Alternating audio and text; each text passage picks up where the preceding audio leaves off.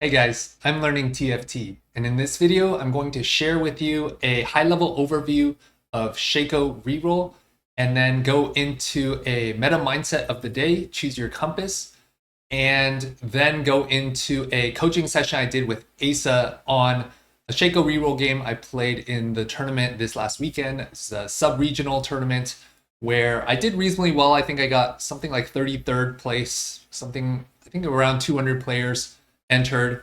This game that I played that I'm going to show you with this coaching session was the second game of day 3, which actually made a huge difference in my ultimate outcome because I lost tiebreaker for 33rd. They did cutoffs after the third game. And this game I thought I low rolled, which you can see whether be a judge for yourself. But there were definitely some optimizations that I could have made to this line that would have helped me gain 1 or 2 placements and allowed me to make the next cutoff for top 32, which meant I could have gotten a lot higher in the ultimate results. But I did learn a lot in the process, and I want to share those learnings with you. So before I dive into the meta mindset, I'll first kind of talk about high level about Shaco. So first, let's take a look at the AVP here. This is Master Plus. You'll see I'm sorting by AVP, and Shaco is 4th overall in AVP at 4.35. The pick rate is extremely low, the lowest out of all of these here. Anything under 4.5 or close to it, it has the lowest pick rate, which I'll dive into why.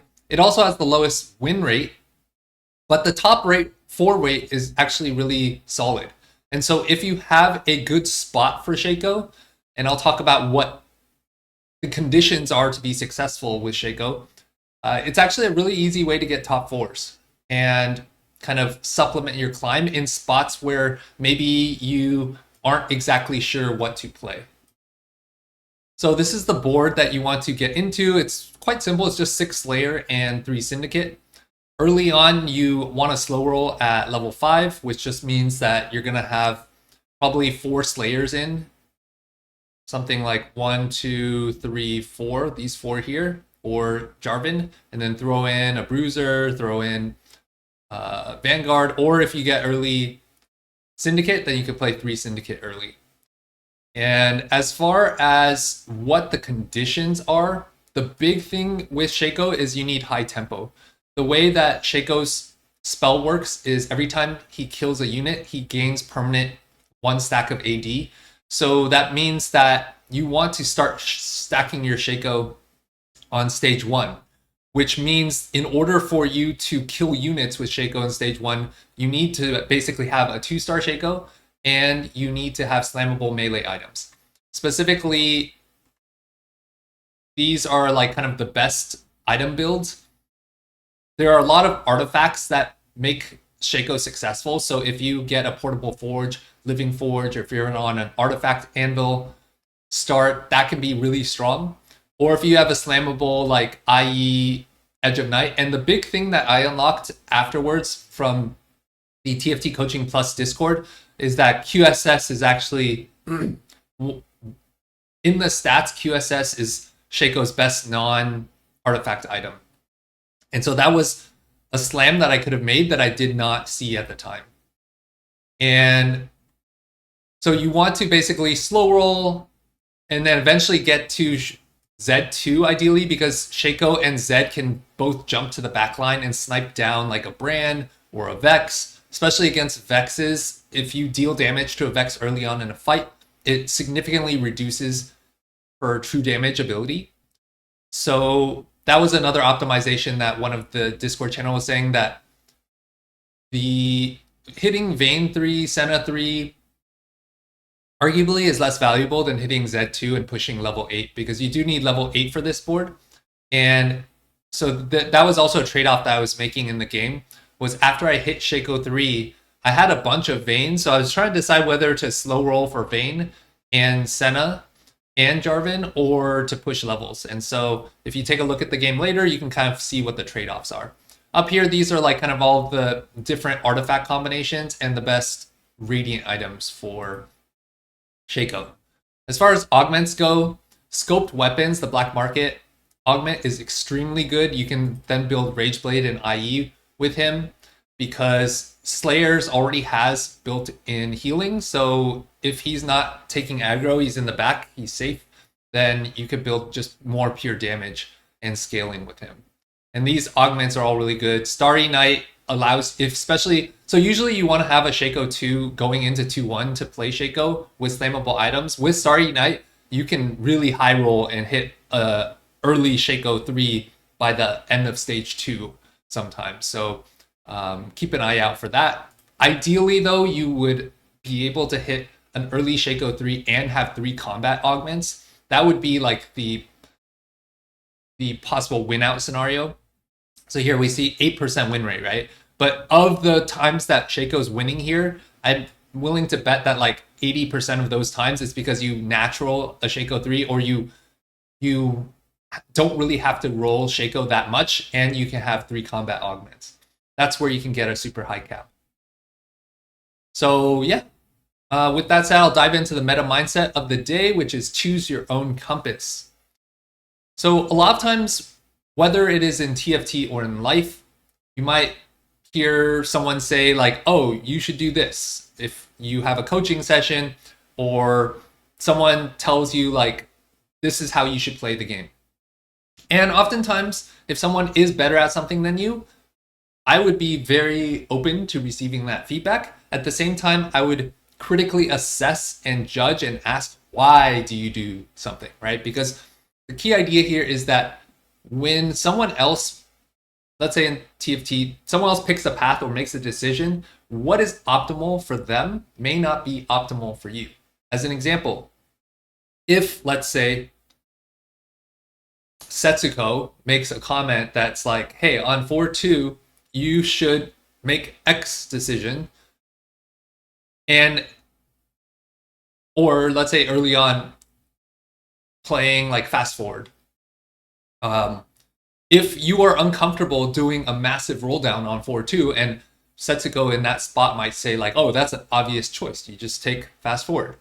Well, if you have not optimized your play to be able to do a massive roll down on 4-2, and you're taking massive damage in stage 3, then most likely you take that decision that a top streamer pro might make, you take it yourself and you're just going 8th because you're unable to maximize the benefits that someone else might have, while maybe you would actually be really good at making a strong board in stage 3, preserving HP and getting a straightforward top 4 in that spot, right?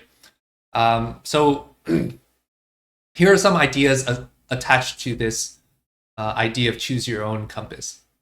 Measuring ourselves all the time, this is Jiddu Krishnamurti, an Indian philosopher. Measuring ourselves all the time against something or someone is one of the primary causes of conflict. And so part of this too is when we view other people as being better than us, or maybe we see someone else as higher in the rankings, or in life, if someone else is further along in their career, or a friend is maybe doing better than you at their career or life, or whatever it is in some dimension, the more you try to compare yourself against them, the more envy and jealousy you might feel, the more down you might feel about yourself. And you start to focus on the things that you can't control, which is where they are versus where you are, especially if you view that they are permanently above you and you are permanently below them, right? It's a very fixed mindset versus a growth mindset is, hey, I can choose my own path. I can choose my own compass. And it's not necessarily a me versus them thing, right?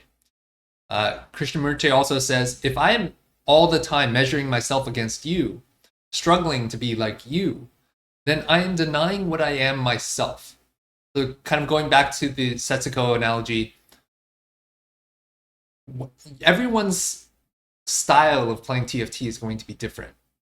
And you will have certain strengths and play styles that work for you. And someone else, like Setsuko, who may be really great at loss streaking, playing Cypher, doing a massive roll down, and figuring out strongest board dynamically on the fly. Well, if we try to emulate what someone else does who has different strengths and weaknesses compared to us, then we're really denying our own style of play and our own ability to choose our own path and be ourselves in that process. And that's definitely true in life as well. If all the time we are trying to copy the people around us, let's say the career that choice that you're trying to make. Like when I was in school, I went to Berkeley. I studied electrical engineering and computer science. My dad was an electrical engineer, and he really wanted me to do hardware.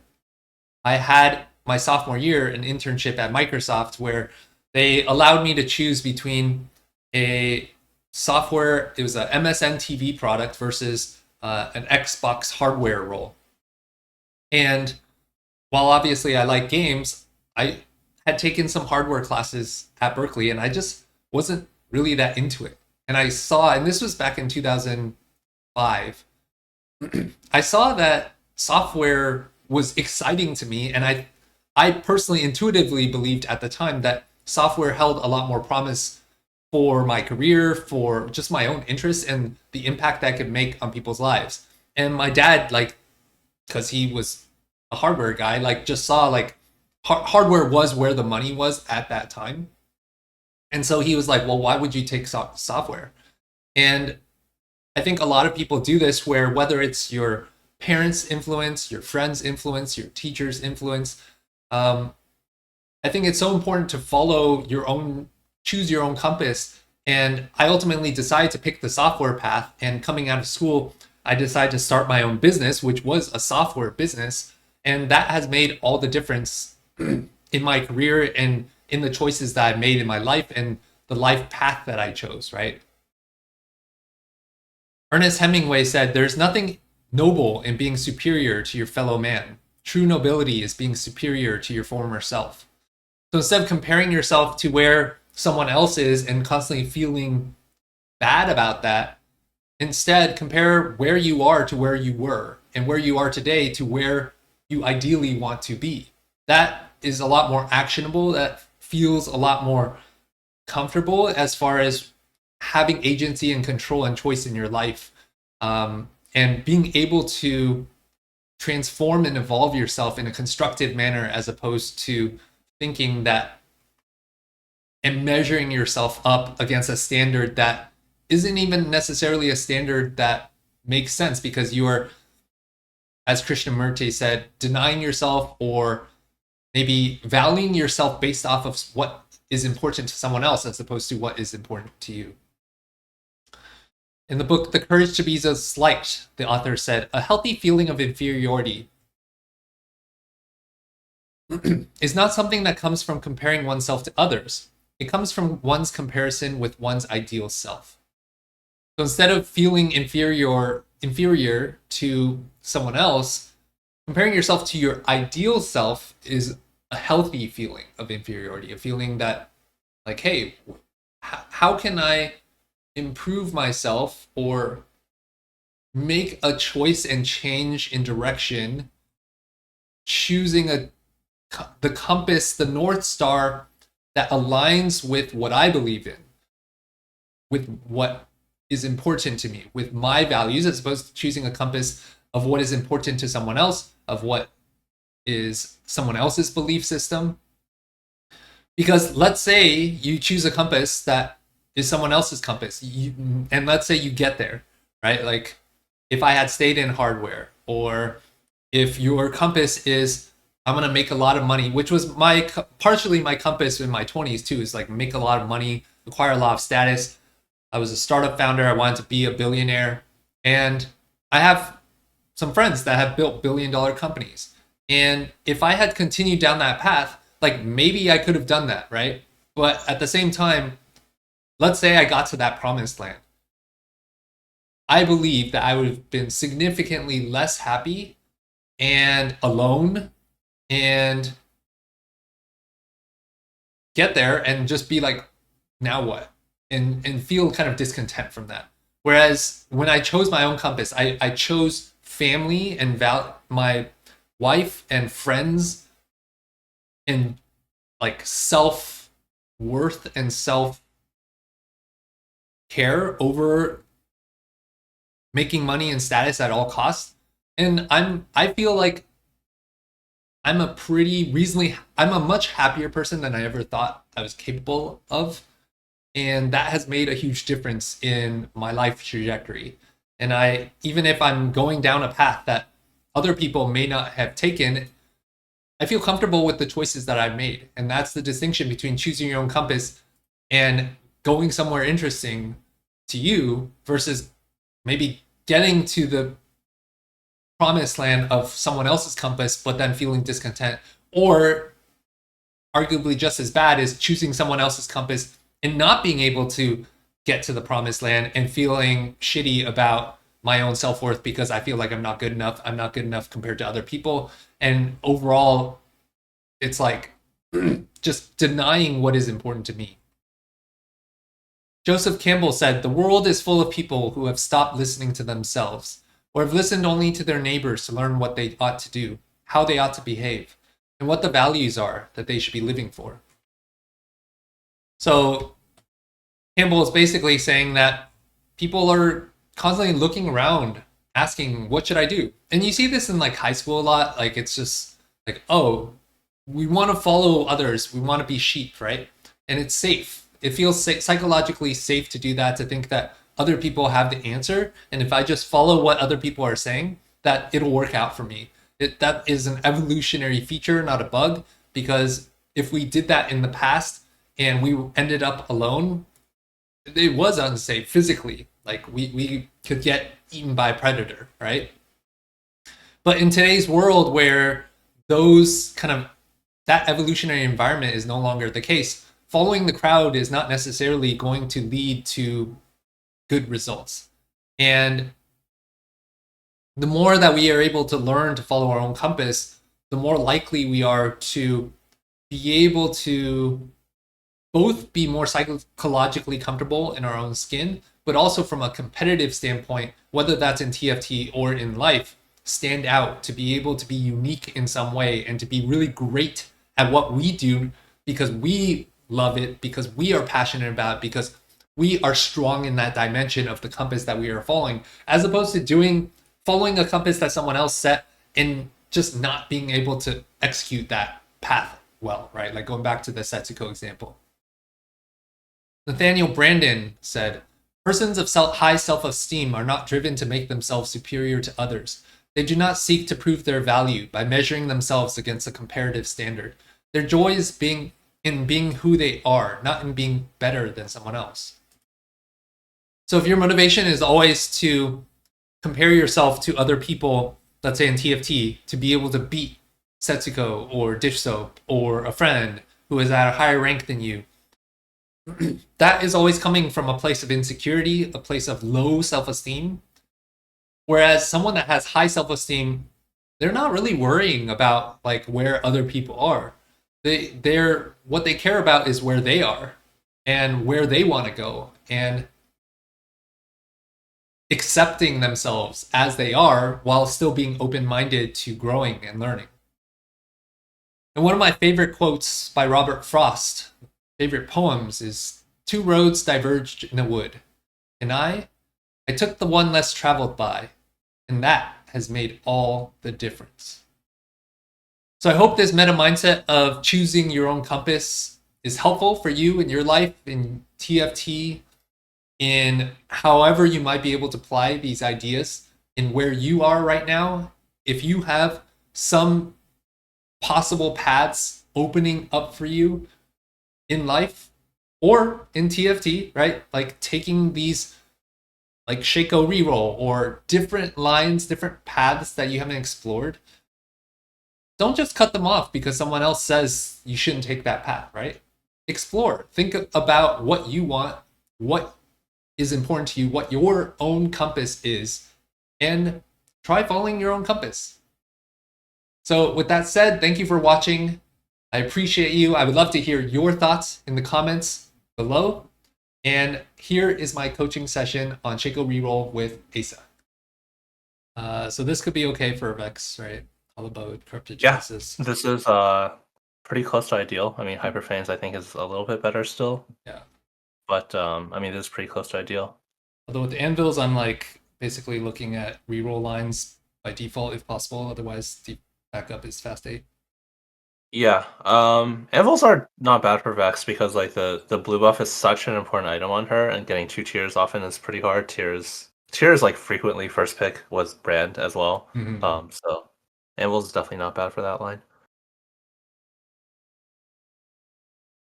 So there's one other guy that had Shaco too, and I was like, but I think he had bad components. I want to say, yeah, rod, belt, bow. So I have like better components.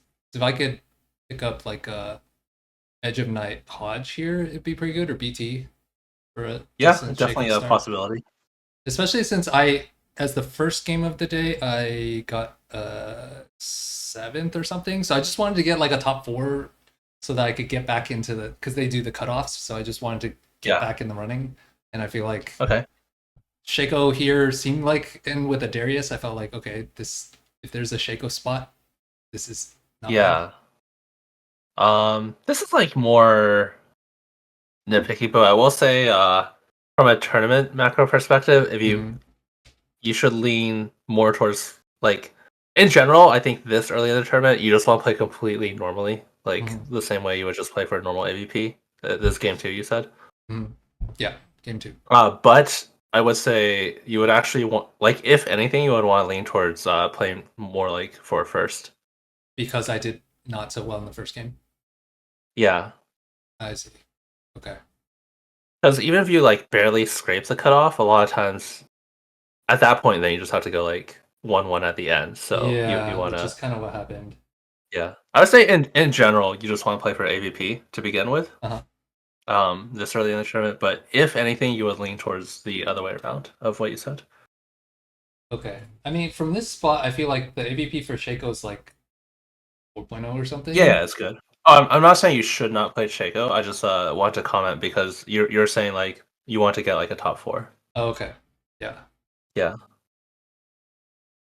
yeah. Uh, I would say at this point treat it as the same as like game one. okay. None of if I'm playing Shaco, I feel like none of these are great. I guess Eye for an Eye is not great either because I feel like I just want to try win streak, right? Yeah, I think Eye Ideally. for an Eye is really bad because you're 7 component opener, so you lose a lot of Yeah. value from items. It also just got nerfed like pretty significantly this patch. Yeah. I guess 1 2 3s is okay because I could get a Shaco and I could get like a whatchamacallit. Oh, am I blanking on his name? The three cost syndicate guy. Yeah, yeah. Brom. I From think and Jarvan also. I think in general, 1 2 3 is just really good here because you have a lot of items already, so you just like need econ basically. yeah. Diversified portfolio not so good. I don't know why I rolled right first. Then none of these feel great, I guess. Yeah. Uh Should taken 1 2 3s. I guess risky moves is Risky okay Moves if I is can streak. similar to 1 2 3s, but I would say it's pretty similar. It's just obviously like it's higher. I mean, it's in the name. I guess like it's higher risk, but Yeah. it tends to be better if you have a stronger board and weaker if you have like a weaker board. I think your board is like a little bit like if you had both options available. I think I like 1 2 3 is a little bit better because your board's not like super strong. You have Mhm. one upgrade, but I think like it's fine. Okay. I would take risky moves here, seeing these three options. Okay. Yeah. I don't think I was that familiar with Shaco, so I ended up taking middle. Okay. I guess there's only 2 1 costs, which I feel like you want probably 3 1 costs for it to be worth it, maybe four. Yeah, because you're only playing Mundo and Shaco, which is like really not worth it. Yeah, generally you want like 4 1 costs, I think, for this to like break even. Yeah. So it's like the Or not break even. I think like 3 is like probably a little bit worse, and 4 is like a little bit better than like a generic combat. okay. Okay. So Yeah, so already I think off to a this is bad a start little here. weak. Yeah. Yeah, I Um. think intuitively a lot of times you think this is okay if you're playing like a 1 cost reroll, but you just don't play that many 1 costs. Yeah. Yeah. So and then I also like if I took risky moves here, then I could just not play Shaco, because Yeah, you can play anything, which is also like really valuable too to stay open. yeah. And man, I feel like I was just looking for a sword or tier, and that ended up with neither. Yes, I agree. Um, And so now I'm just thinking bow to make Rageblade for Bane. Yeah, I like that. You have 7 components, so you can definitely make stuff. You could go frontline items, but I think bow is definitely fine. And then Yeah, no swords is brutal. I yeah, mean, it this is is the what it lore is. I was talking about. No bow and no tier. I say, yeah. Um, and so now in hindsight, I was like wondering, should I just like give up on Shaco this spot? I might um just go like I might consider just going like Rageblade Hurricane on Shaco and you move it to Vayne later. That comp actually plays I guess it doesn't play one cost, it only plays Silas sometimes. Is there a way you could use Shaco? Not really. I guess you could actually play you play the version with a 6 layer and you actually play the same amount of one costs. It's just Shaco and Mundo, right? Yeah, Shaco Mundo. And then plus like your 6 layers and then a lot of times it's like Rost and Gragas. Right. So instead of rolling Shaco, I just push levels, but keep Shaco. Yeah. I mean I just think it's tricky because like we're trying to get value from the augment, Mhm. but I think it's just kind of rough to reroll Shaco here with these items because basically we definitely want to slam some stuff for tempo, but we're not guaranteed to get swords either. Um, so I actually kind of just like Rageblade plus Hurricane and then eventually move it off of him. Okay. Because then otherwise you have to go, I don't know, like you just don't have that many options. Yeah. Yeah, and then I realized after the fact I should be putting this on Shaco, not on Vayne, just to get him stacks. Yeah. I think Sunfire is like pretty safe to slam too. Oh, I guess like yeah, if you're still trying to itemize for like Edge of Vein. Yeah, I did not see the angle of just like level and I just like committed to Shaco. Yeah, yeah. So this spot is basically just doomed. I feel like the game plan. Yeah, I think there's like a really good example of how like just your 2-1 like augment choice can like really affect your entire game. Yeah. Because I think like now I'm trying to like I don't actually know. I'm trying to think if there's like imagine like a perfect computer AI in this spot. They would probably just like kind of ignore this augment is kind of what I'm thinking is the best thing to do. But after you pick it, I feel like like any human is just gonna be like mentally committed to like getting value from this. Yeah.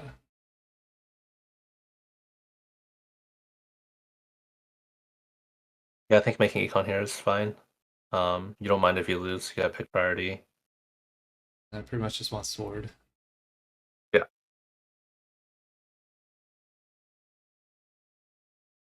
And then it ends up being on a one cost. Yeah. That's brutal, yeah. Would you have made Edge of Night or IE first here? I think IE is more important between the two. Okay.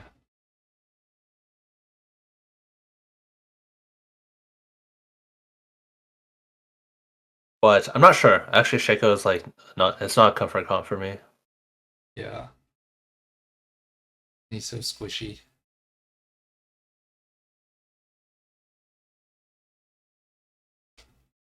Here, do you ever just take split to try to go for the upside? Because I'm kind of screwed anyway.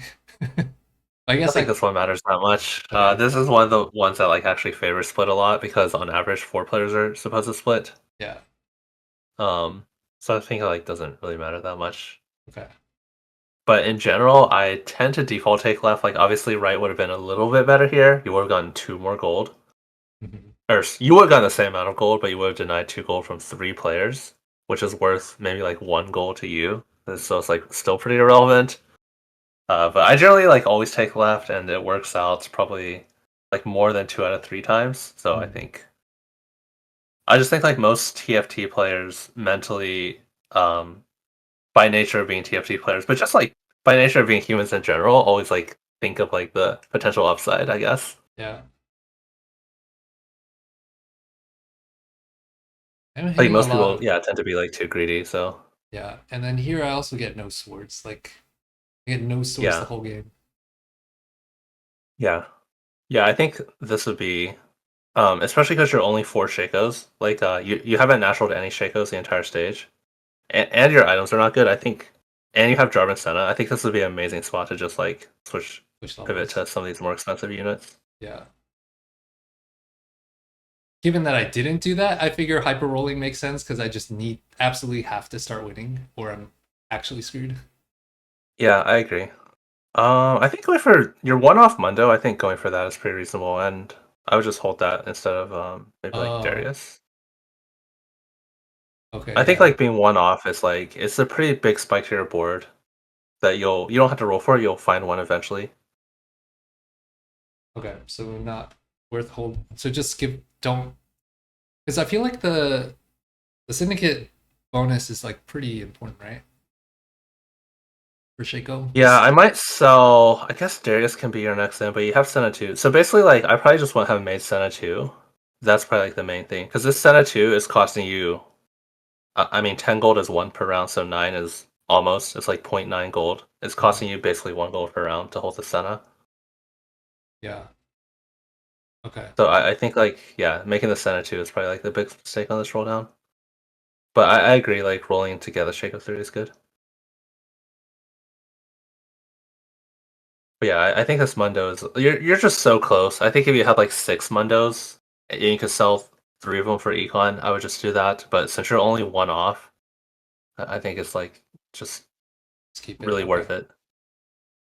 Because holding 5, the one costs are just cheap. Holding 5 Mundos is only half a gold per round. Hmm. And then And then here. Oh yeah, go ahead. yeah, I was just saying yeah, if you hit, it's like it's just a really high, it's just a really like low risk, high reward. Hmm. Okay. Yeah, I agree. So here, because I'm so poor, it feels like gold could make sense, but then at the same time, I feel like one cost reroll, you just need combat. Um, Yeah, I think combat is better. I just don't think you need gold that much. I also feel like if you take econ at this point, you're just like not in a spot to be winning rounds yeah, in okay. like stage 4 or 5. I think I'm on the same page. And on top of that, Yeah. like I feel like if I were to take gold, slamming would be better than raining, but my items are so scuffed that I wouldn't be able to do slamming. Yeah.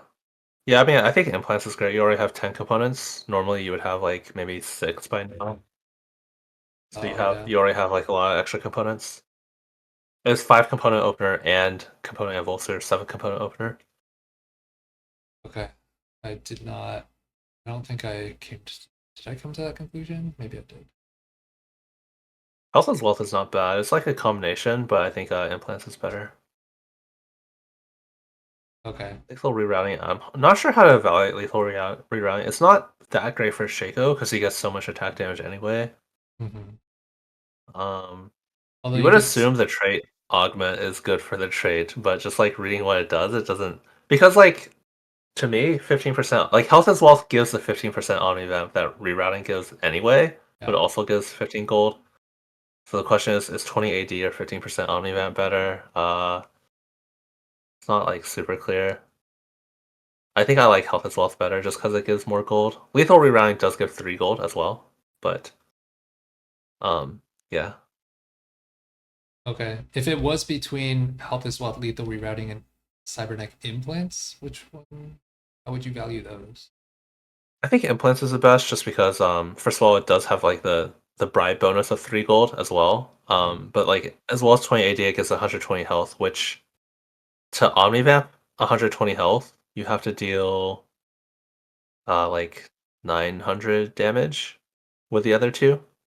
Mm-hmm. So your Shaco is going to deal more than that, but a lot of your other units are going to actually just benefit more defensively from the implants, and it has the same offensive, has more offensive power than lethal rerouting because it's always giving you the 20 AD. Right.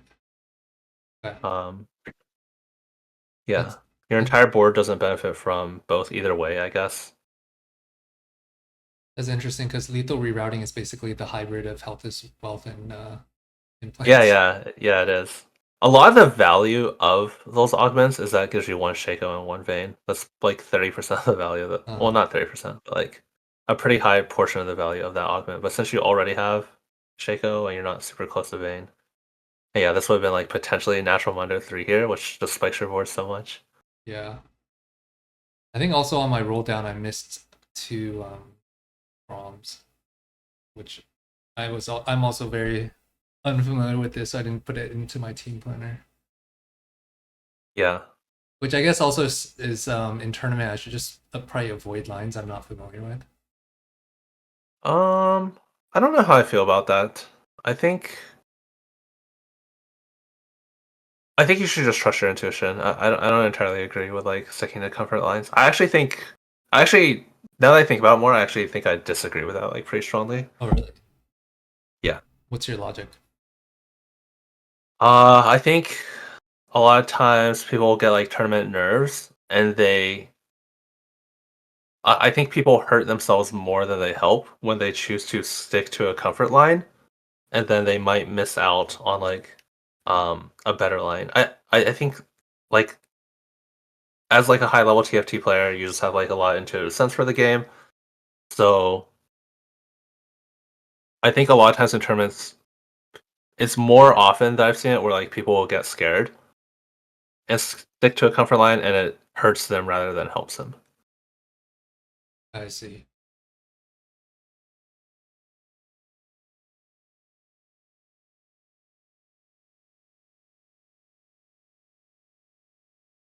I assume you don't hold Jarvan here. It depends how contested it is. Don't think I it. might just because I feel like this comp doesn't benefit that much from going level 9. So Oh, oftentimes you're just going to want to reroll, and Jarvan is like the best unit to hit. right. Okay.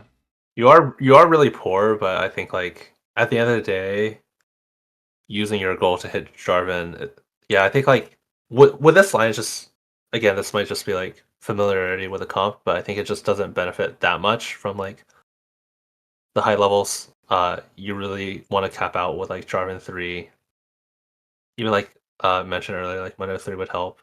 Mm-hmm.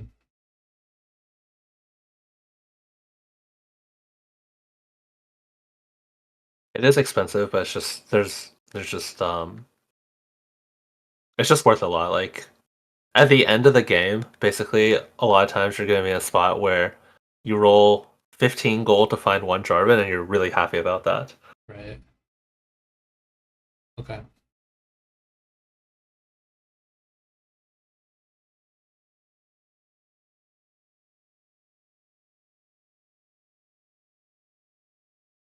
So here, game plan is just go 7, roll on 7.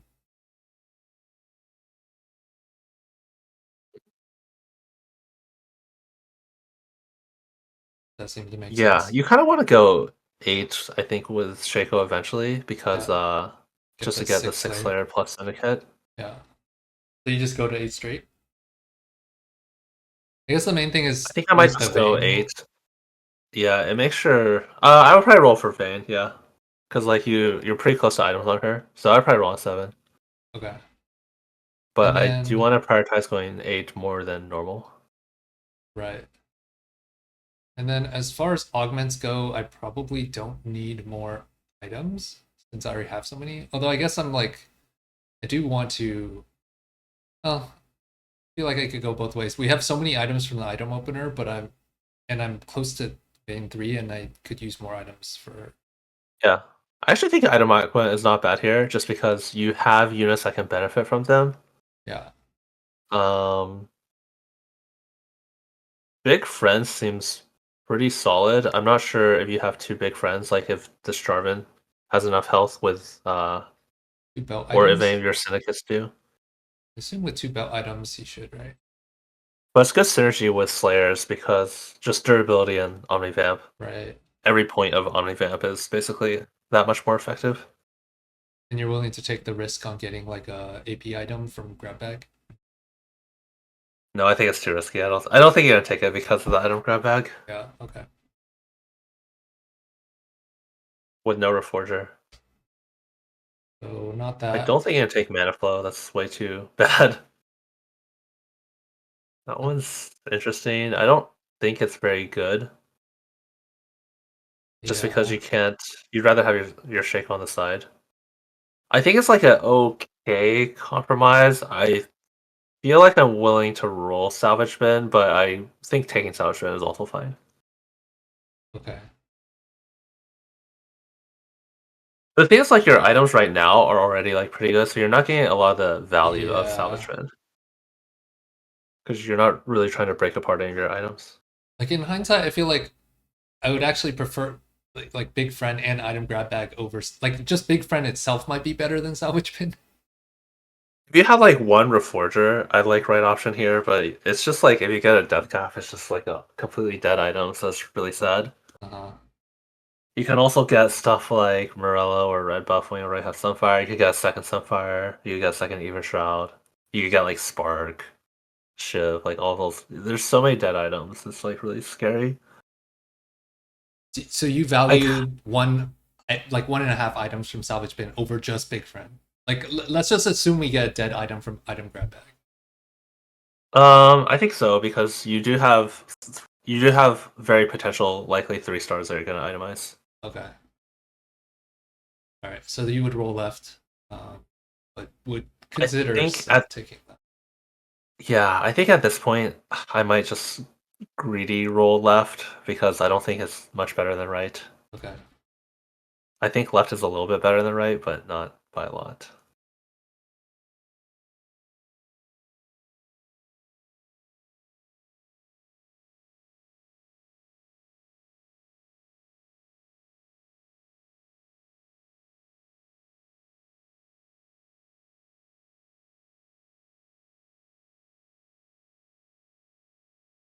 You actually remove her there. I feel like this kind of maybe screwed me later. I forget on removers. Like assuming ideally I would want like a lodge off carousel. I think remover here is okay, but I think you should have broken your hurricane into second rage blade. Oh, cloak. Oh, to kill the rod. Okay. And then that way I could have more outs for either BT or Hodge. Also just saying like 2 rage blades is better than 1 rage blade and 1 hurricane Okay. as well. It's a better component and a better vein build. But I also think I mentioned this earlier because just in this entire line, I know like you're closer to Senna, but I think like Jarvan 3 is a lot more important. Uh-huh. So if you're like holding Jarvans instead of Sennas, that'd be I think like a lot preferable. I don't think I made that trade-off except for early on, right? Um I think there's like a couple Jarvans that you skip throughout the game. Yeah. Or like when I was trying to make interest thresholds, I believe. Yeah, yeah. Okay. So I think one learning is just when I play this line, I should just screw the econ intervals. I should just be holding them. Just prioritize Jarvan specifically. Like Senna I think is not that important because like you already have 2 full damage carries 3 starred. Uh-huh. Okay. Yeah. And I'm not probably not gonna have enough items. I I don't. mean if you do hit Senna, she'll actually be your best unit, so honestly like if you do hit Senna, it's probably worth putting 3 Yeah. items on her, but yeah. Okay. Yeah. So here I get the Hodge, but I can't. Yeah. And then Yeah, I here think I 6 couldn't. Slayer makes sense here. Okay. And you probably just have to wait on this Hodge, but it's pretty scary because you might go to like 30 HP being down an item. But Yeah. I'd probably just wait with it. I was like, for a hot second, I was considering putting it on Zed, but Yeah, then you're just gonna have the same problem. yeah.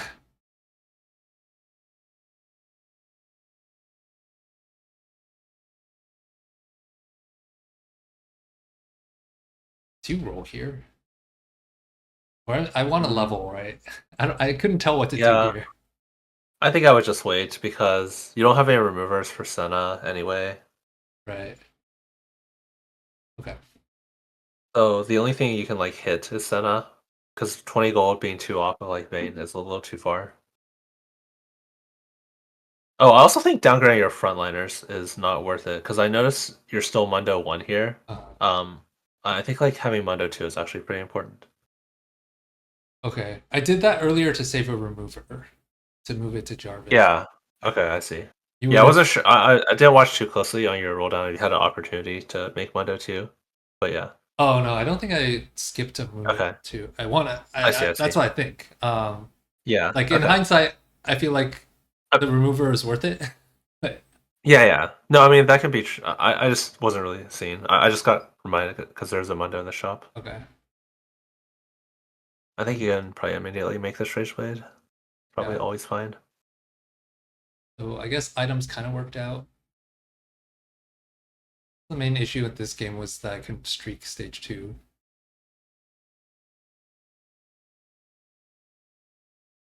Yeah, I like leveling here. Just guarantee power spike. I think it's actually a little bit better to roll first and then level like when you're 100% sure you can level because your level Oh, 7 odds are okay. better than your level 8 Yeah. odds. Mhm.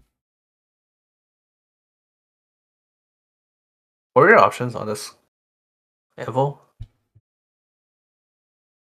I think I think tier is not. I think like Guardbreaker is for sure better. I think Quicksilver is like also probably better as well. Okay, yeah, because I'm putting it on Senna. Backliner, yeah. There's a lot of the value of Hodge is in the Omnivamp, which Senna doesn't really Yeah. need.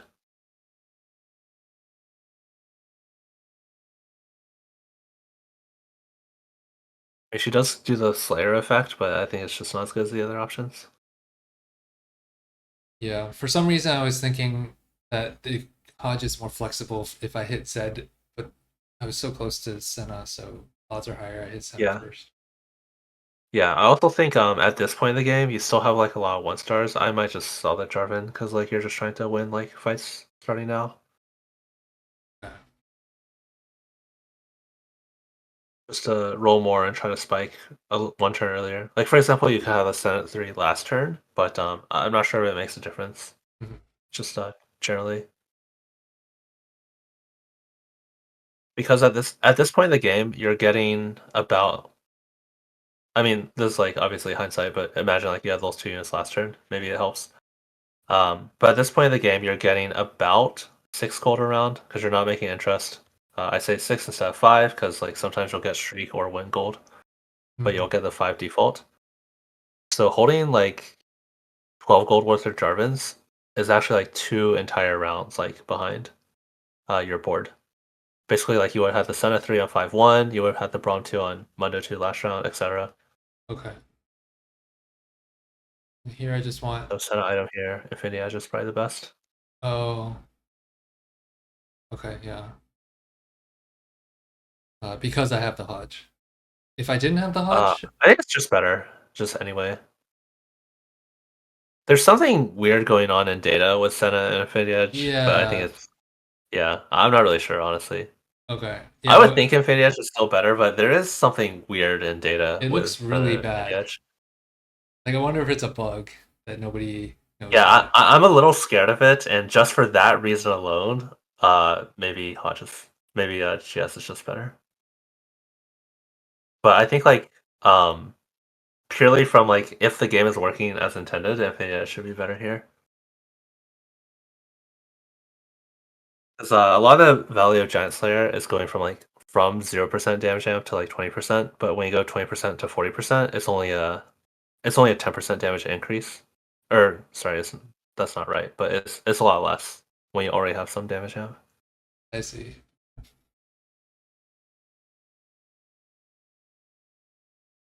Yeah, sorry, it's more than 10%, but less valuable.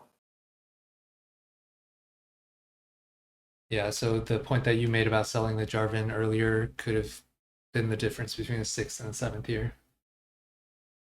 Maybe like you end up getting 3 out of Senna, but at the same time you also had naked 2 star Zed, so it the way I kind of look at it is you only have so many damage items to go around. So like let's say you didn't make the Senna at all, but you had 3 star Jarvan, and then you just had like whatever damage items on Zed. I think like your board is way stronger. Okay. Because basically what's happening is like your Shaco procs Edge Knight whenever, and then whenever your frontliner dies, Shaco's in their backline, so he's always targeted next. So you have like a strong 3 star Jarvan that can tank for the Shaco. Right. That makes Whereas the Senna is nice, but you could just do the Z anyway, and it doesn't increase your overall damage by as high of a percentage. Yeah, in fact, probably prefer Z over like a Z2 with Jarvan 3 is better than a yeah. Okay.